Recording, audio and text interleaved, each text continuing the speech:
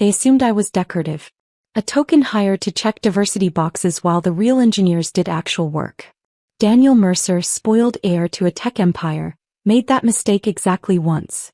By the time he realized what I actually controlled, his family's billion-dollar company was already bleeding out. And I was the one holding the tourniquet, naming my price. My name is Eloan Price.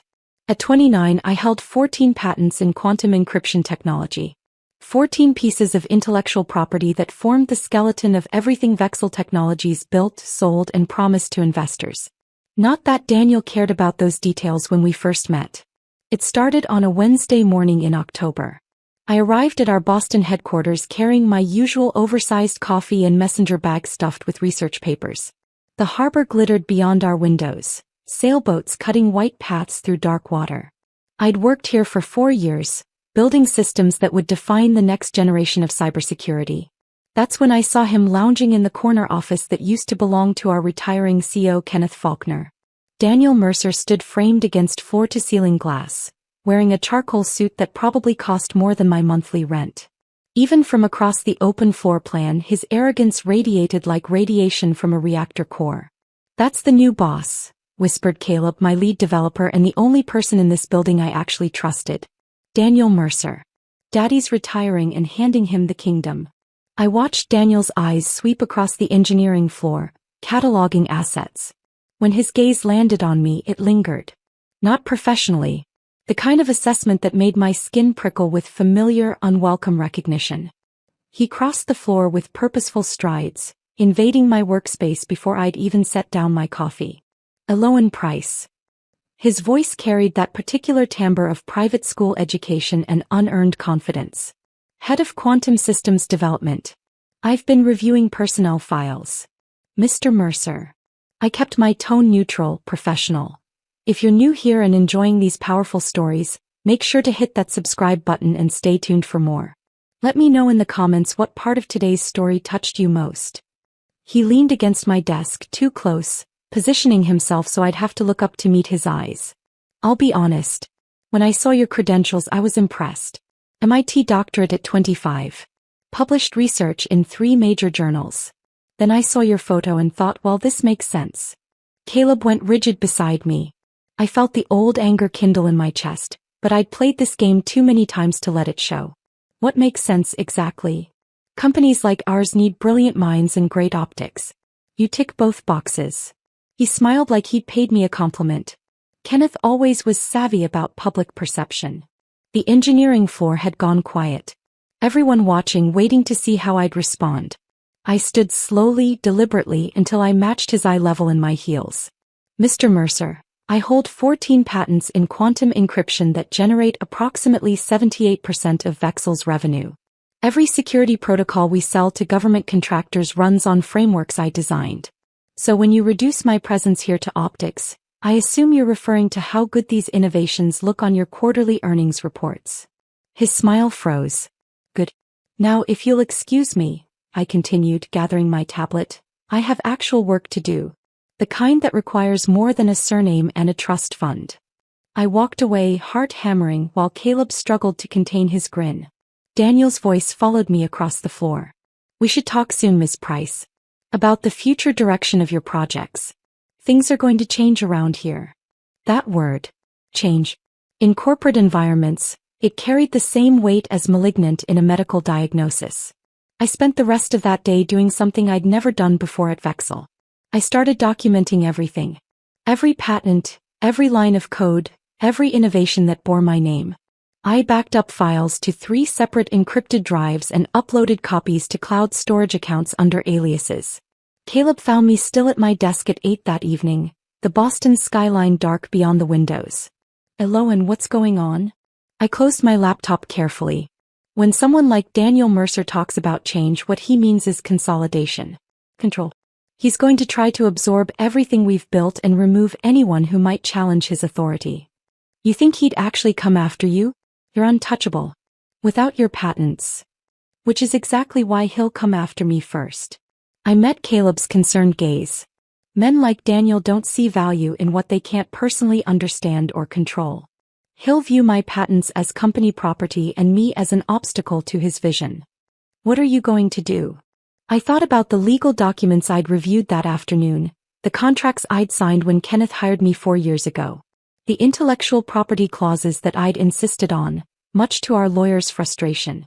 I'm going to be ready. 2 weeks later, I discovered exactly what Daniel meant by change. The email arrived on a Friday afternoon, marked urgent, summoning me to an emergency executive meeting. The conference room was packed when I arrived. Daniel sat at the head of the table where Kenneth used to preside. Flanking him were 3 lawyers I'd never seen before, our CFO looking distinctly uncomfortable, and several board members trying to project authority they clearly didn't feel. "Eloan, glad you could join us." Daniel gestured to a chair at the far end, isolated from the group. Classic intimidation positioning. I remained standing. "I was told this was urgent." "What's the emergency?" "We're restructuring the intellectual property framework at Vexel," one of the lawyers began, sliding a document across the table. "All patents currently held by individual employees need to be transferred to full company ownership. Standard industry practice." I picked up the document, scanning the dense legal language. It was a blanket transfer agreement demanding I sign over complete rights to all my patents for a one-time compensation of $75,000. $75,000 for 14 patents worth hundreds of millions. This is absurd. I dropped the papers.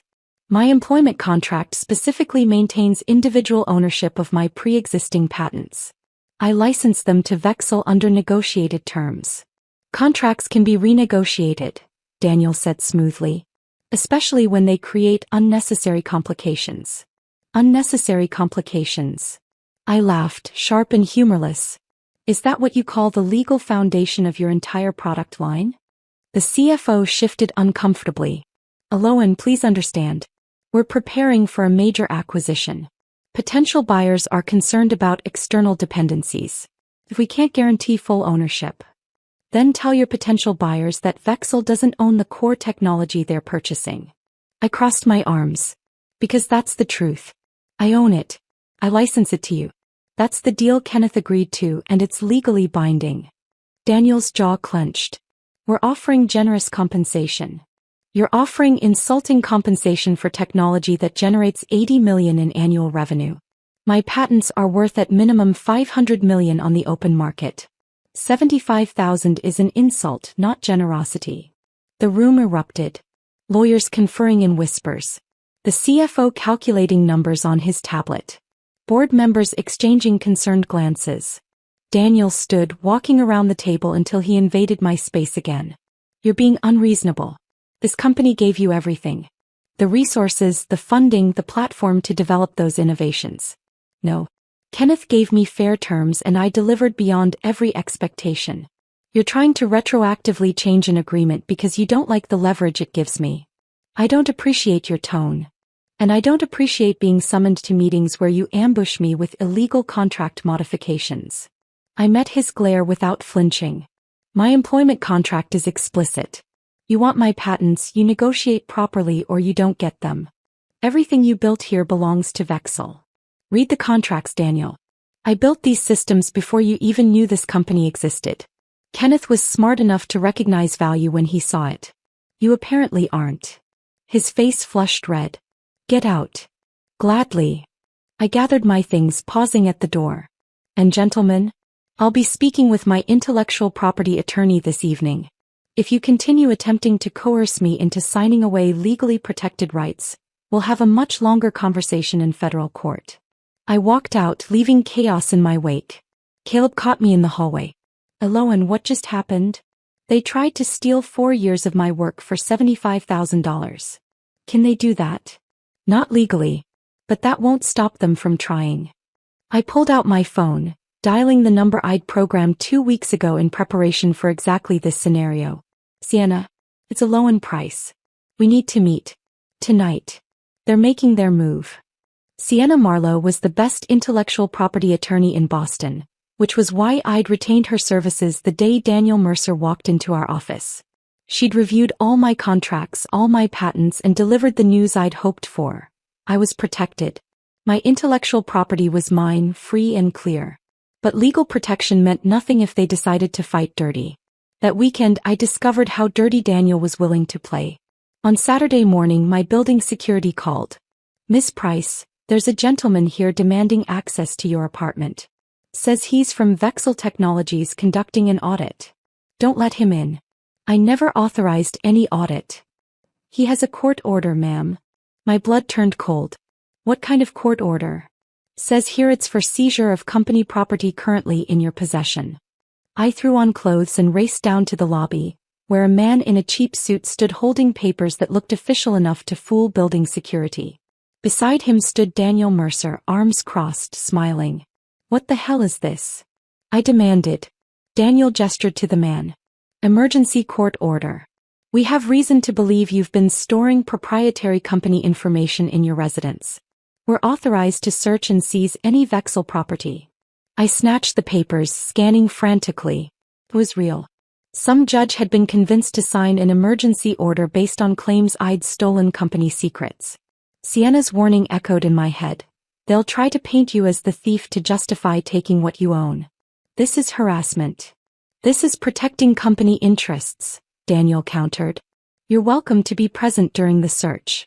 They spent 3 hours in my apartment photographing my home office, copying files from my personal computer, seizing my work laptop and tablet. I documented everything on my phone while calling Sienna, who arrived within 40 minutes, furious and ready for war. "This is an illegal fishing expedition," she told the court officer. "You're seizing personal property based on fraudulent claims." "We're following the judge's order, ma'am." After they left with boxes of my equipment, Sienna and I sat in my ransacked office. "They're building a case," she said quietly. "They'll claim everything you developed belongs to them, that you were stealing their secrets for personal gain. It's a classic corporate smear tactic. Can they win? Not if we move first." She pulled out her tablet, showing me documents she'd been preparing. "I'm filing an emergency injunction Monday morning. We'll also file a lawsuit for harassment, illegal seizure, and attempted theft of your intellectual property. But Eloan, this is going to get uglier before it gets better. Let it get ugly. I'm not backing down." What I didn't know then was that Daniel had already made his next move. Monday morning, I arrived at Vexel to find my access badge deactivated. Security stopped me at the lobby. "Sorry, Miss Price. Your employment has been suspended pending an internal investigation."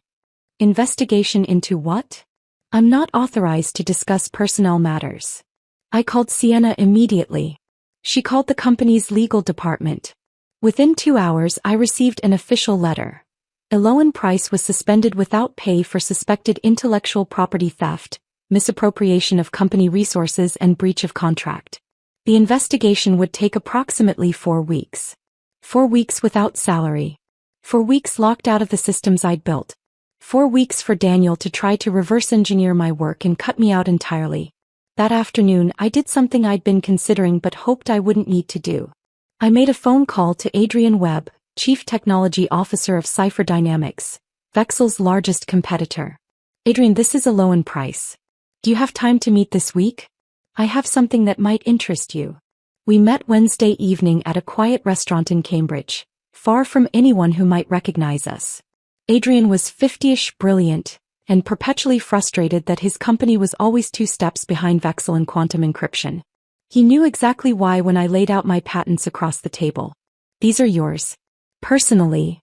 Every single one. Vexel licenses them from me under specific terms.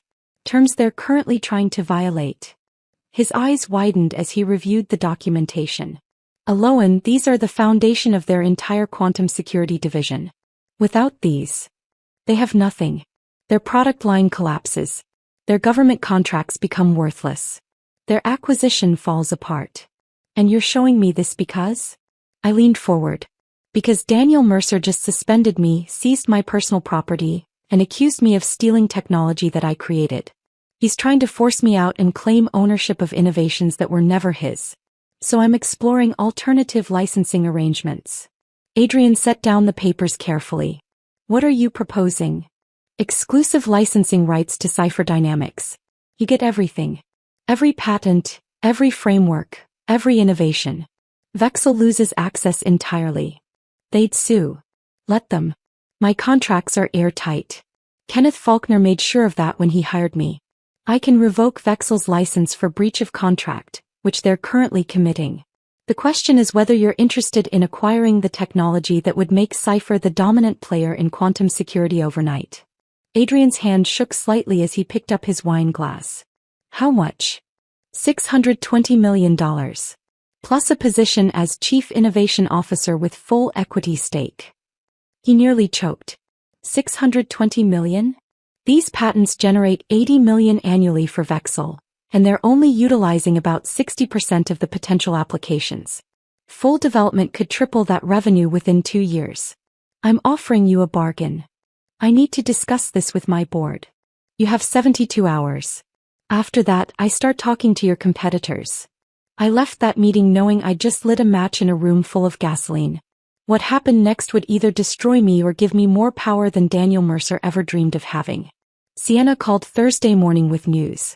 Vexel's lawyers filed a motion to block you from licensing your patents to any third party. They're claiming your employment contract gives them exclusive rights. Can they enforce that? Not based on the contracts I reviewed. But they're trying to tie you up in court until they can reverse engineer your work. How long would that take them? I thought about the complexity of my quantum frameworks, the years of research that went into each patent. With unlimited resources and my complete documentation, maybe 18 months. Without my documentation and insider knowledge? 3 to 5 years if they can do it at all. Then we need to move faster than they can catch up. Friday afternoon, Adrian Webb called. My board wants to meet you. Can you come to our headquarters Monday morning? I'll be there. That weekend, Daniel made his most aggressive move yet. Vexel filed for a temporary restraining order claiming I was preparing to sell stolen trade secrets to competitors. They requested an immediate court hearing to freeze all my assets and prevent me from any business discussions involving quantum encryption technology. The hearing was scheduled for Monday at 9 a.m., the exact time I was supposed to meet with Cipher Dynamics board. Sienna worked through the weekend preparing our defense. Sunday night she came to my apartment with a strategy that was either brilliant or insane. We're going to let them think they're winning, she explained.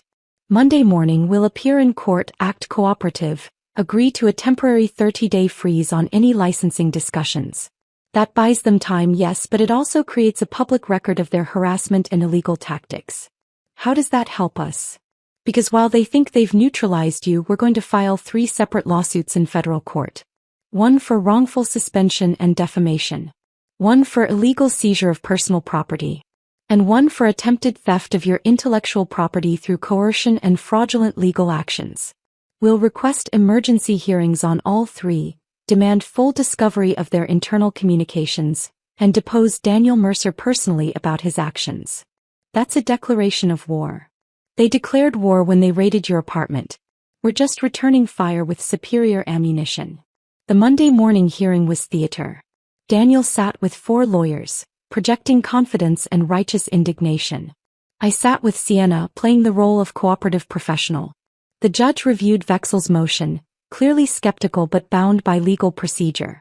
Ms. Price, do you agree to a temporary 30-day freeze on any licensing negotiations involving your quantum encryption patents? Sienna stood. Your Honor, my client agrees to the temporary freeze on one condition. Vexel Technologies must simultaneously agree not to utilize, develop or market any products based on Ms. Price's patents during the same 30-day period, since they're claiming those patents are in dispute. The judge looked at Vexel's lawyers. Counselors. The lead attorney went pale. Your Honor, that would effectively shut down our entire quantum security division. And freezing Ms. Price's licensing negotiations effectively prevents her from earning income on her own intellectual property, Sienna countered. If Vexel is so certain they own these patents, they shouldn't object to a mutual freeze. The judge smiled slightly. I agree. 30-day mutual freeze. Neither party engages in licensing, development, or marketing of the disputed patents. Both parties will prepare for a full hearing on the ownership question in 30 days. Daniel looked like he'd been punched. His lawyers were already whispering frantically, calculating the financial impact of suspending their entire quantum division for a month. Outside the courthouse, Sienna turned to me. That gives us 30 days to destroy them. Let's get to work. What happened over the next 4 weeks was the most aggressive legal assault I'd ever witnessed. Sienna filed our 3 lawsuits Monday afternoon. By Tuesday morning, we'd requested emergency discovery, forcing Vexel to turn over every email, every internal memo, every document related to my employment and their attempts to seize my patents. Wednesday we deposed Daniel Mercer. He sat across the conference table in his perfect suit, flanked by lawyers trying to maintain his arrogance. Sienna was relentless. "Mr. Mercer, when did you first decide to terminate Ms. Price's employment?" "We haven't terminated her employment. She's suspended pending investigation." "Investigation into what specifically?" "Potential theft of company intellectual property." "Can you identify any company intellectual property that Ms. Price allegedly stole?" He shifted uncomfortably. "The quantum encryption frameworks. The ones she holds personal patents on? Those patents should belong to Vexel." "Based on what legal reasoning?" "She developed them using company resources." Sienna slid documents across the table. "These are Ms. Price's patent filings. All 14 were filed before her employment with Vexel began. The earliest is from her doctoral research at MIT. How could she have used company resources that didn't exist yet?" Daniel's lawyer interjected, but the damage was done. The deposition continued for 6 hours, with Daniel increasingly unable to justify his actions. Meanwhile, the discovery we'd forced revealed everything. Emails from Daniel to his leadership team outlining plans to eliminate the Price problem. Messages to lawyers asking how to acquire her patents without her cooperation. Internal memos describing me as difficult and uncooperative, simply because I refused to sign away my life's work. Most damning was an email Daniel sent to his father 3 weeks before my suspension. "The Price woman thinks she has leverage. I'm going to show her what happens when you threaten this family's company. By the time I'm done, she'll be lucky to get a job teaching at a community college." Sienna had it all printed and ready for our court hearing. But while we were building our legal case, something else was happening. The 30-day freeze meant Vexel couldn't ship their quantum security products. Government contracts were delayed. Their acquisition talks stalled. And investors started asking very pointed questions about why a company supposedly worth $2 billion had suspended its entire most profitable division. Vexel's stock price began dropping. First 5%, then 10%. By the end of week 2, they'd lost nearly $400 million in market value. Daniel tried to do damage control, issuing statements about temporary restructuring and strategic pivots. But the tech industry is small and word spreads fast. Rumors circulated that Vexel's quantum technology actually belonged to a suspended employee who they'd tried to cheat. Adrian Webb called me during week 3. "Aloan, my board is very interested in our previous discussion. Very interested. Can we move forward the moment your legal restrictions lift? Assuming I still want to work with Cypher after all this. What would it take to make you want to work with us?" I thought about what I really wanted. Not just money, though that mattered. Not just revenge, though that felt satisfying. What I wanted was recognition. Power. The freedom to build without interference. $750 million. Chief Technology Officer position with board seat. Full autonomy over the quantum division. And absolute ownership of all my future innovations, with Cypher getting first licensing rights at negotiated rates. Silence on the line. "Then, I'll present it to the board. But Aloan, at that price they'll want assurances you can deliver." "I can deliver a functioning quantum security platform within 6 months that will make everything Vexel currently offers obsolete. I've been developing the next generation in my spare time. They never even knew it existed." "You've been holding back?" Daniel Mercer assumed I'd given Vexel my best work. He was wrong. I gave Kenneth my good work. My best work I kept for myself, just in case someone tried exactly what Daniel did. The final court hearing took place on day 29 of the freeze. The courtroom was packed. Vexel brought their entire legal team, multiple board members, and Daniel, who looked significantly less confident than he had 30 days ago. Probably because his company's stock had lost nearly half its value and the acquisition he was counting on had officially collapsed. Our side presented first. Sienna methodically walked through the evidence. My original patents filed before Vexel employment. My ironclad contract with Kenneth Faulkner explicitly protecting my intellectual property. The emails proving Daniel's conspiracy to steal my patents. The illegal raid on my apartment. The fraudulent suspension designed to isolate and pressure me. Your Honor, Sienna concluded, this is not a case about disputed ownership. This is a case about a powerful company attempting to steal an employee's legally protected intellectual property through harassment, coercion, and illegal legal actions. We're requesting full restoration of Ms. Price's employment rights, compensation for wrongful suspension, return of all seized property, and punitive damages for the attempted theft. Vexel's lawyers presented a much weaker case built on technicalities and desperate arguments about implied ownership. The judge looked unimpressed. Counselors, I've reviewed all the evidence. The contracts are clear. Ms. Price owns these patents. Your client's attempts to claim otherwise appear to be, at best, aggressive negotiating tactics and, at worst, criminal conspiracy to commit intellectual property theft. Daniel's face went ashen. I'm ruling in favor of Ms. Price on all counts. Vexel Technologies must immediately restore her full employment status with back pay and damages for wrongful suspension. They must return all property seized during the illegal raid. And I'm awarding Ms. Price $2 million in punitive damages for the harassment and illegal tactics employed against her. Sienna squeezed my hand under the table. But the judge wasn't finished. Furthermore, I'm finding that Vexel Technologies has breached their licensing agreement with Ms. Price through their coercive attempts to force an invalid contract modification. Ms. Price, you have the legal right to revoke Vexel's licensing access to your patents, effective immediately. The courtroom erupted. Vexel's lawyers were on their feet, shouting objections. Daniel looked like he might be sick. I stood calmly. Your Honor, I'd like to exercise that right. I'm formally revoking Vexel Technologies' license to use my quantum encryption patents, effective immediately. The judge nodded. So ordered. And just like that, Vexel's entire quantum security division became worthless. Outside the courthouse, reporters swarmed. I'd prepared a statement with Sienna's help. For 4 years, I built technology that generated hundreds of millions in revenue for Vexel Technologies. I did so under fair terms negotiated with integrity by Kenneth Faulkner. When Daniel Mercer took control, he decided those fair terms weren't acceptable. He tried to steal what I'd built. Today, a federal judge confirmed what I've known all along. My innovations belong to me. And I choose to take them elsewhere. Where will you go? A reporter shouted. I've accepted a position as Chief Technology Officer at Cipher Dynamics. They appreciate innovation and recognize the value of intellectual property rights. We'll be launching a next-generation quantum security platform that will make everything currently on the market look like calculator technology compared to quantum computing. What about Vexel? I smiled. Vexel made their choice when they chose theft over fairness. Now they'll live with the consequences. The formal agreement with Cipher Dynamics was signed 1 week later. $750 million for exclusive licensing rights to my existing patents, plus my new role with full autonomy.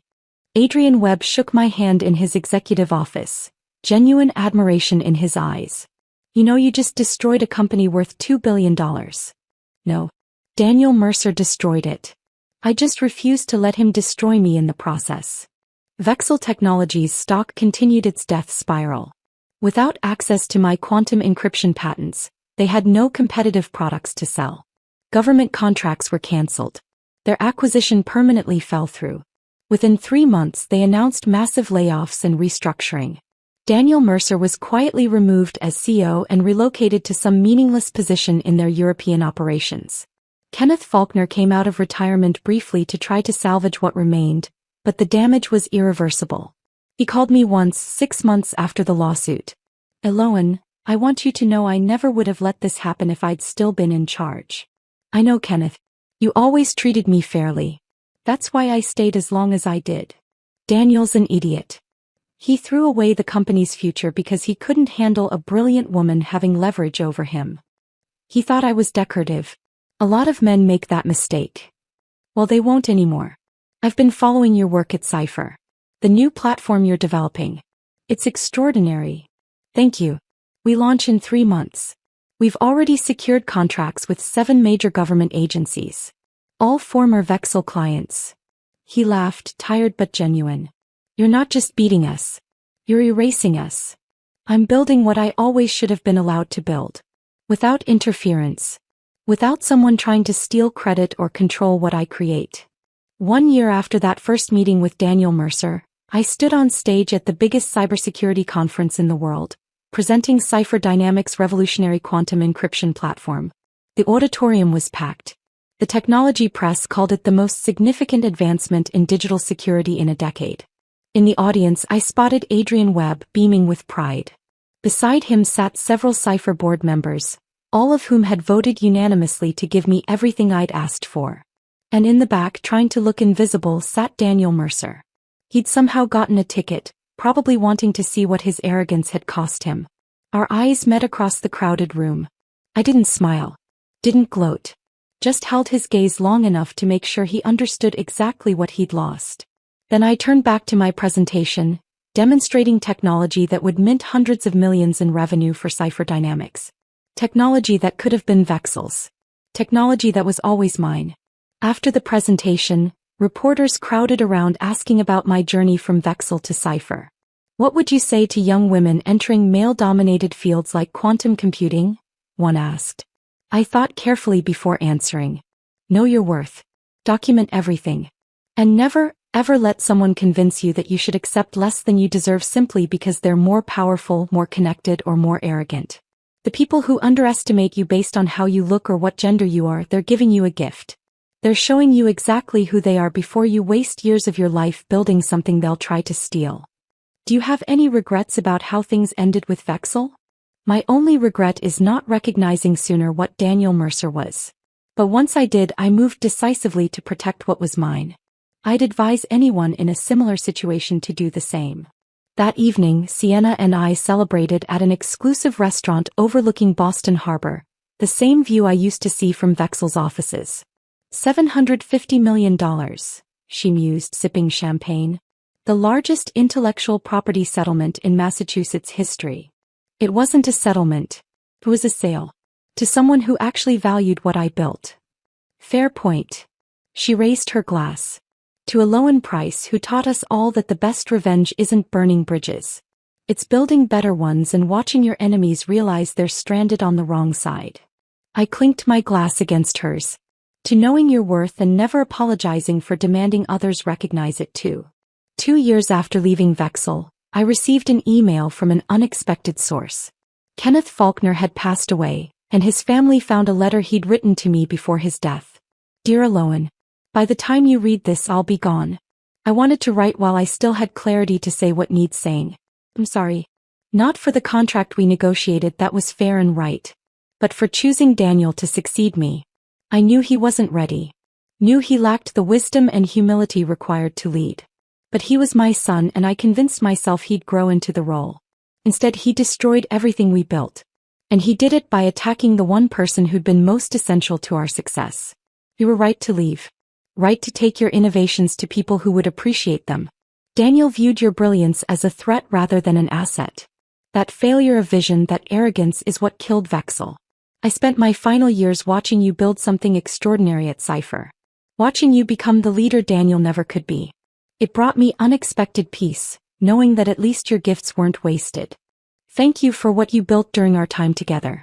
Thank you for having the strength to walk away when staying would have destroyed you. And thank you for proving that intelligence and integrity ultimately triumph over power and arrogance. Kenneth Faulkner. I read that letter 3 times, tears streaming down my face. Not for Kenneth's death, though I mourned the man who'd given me my first real chance. But for the validation that I'd made the right choices. Today, 5 years after Daniel Mercer first walked into my office and dismissed me as decorative optics, I run the most successful quantum encryption division in the industry. My team has grown to 200 brilliant engineers. We hold 43 patents collectively. And Cipher Dynamics' market value has tripled, largely due to the innovations we've developed. Vexel Technologies still exists, barely. They pivoted to generic IT consulting after losing their quantum division. Their market value is less than 10% of what it was when Daniel took over. He left the company 2 years ago, his reputation in the industry permanently destroyed. I don't think about him often anymore. But sometimes, late at night when I'm reviewing new patent applications or designing next-generation security frameworks, I remember that first meeting. The way he looked at me like I was decorative, disposable, easy to control. He learned otherwise. They always do, eventually. The hardest lessons are the ones we teach people who assume we're weak, who mistake restraint for inability, who confuse professional courtesy with lack of spine. Daniel Mercer thought he was inheriting a company. Instead, he inherited a lesson in respecting the people who actually build empires. The lesson cost him everything he valued, and it bought me freedom, wealth, and the career I always deserved. My name is Eloan Price. I hold 43 patents in quantum encryption. I destroyed a billion-dollar company that tried to steal my work. And I built something better from the ashes of their arrogance. The best revenge isn't served cold. It's served profitably with compound interest and a side of absolute professional vindication. And somewhere Daniel Mercer knows exactly whose brilliant mind made that possible. Right?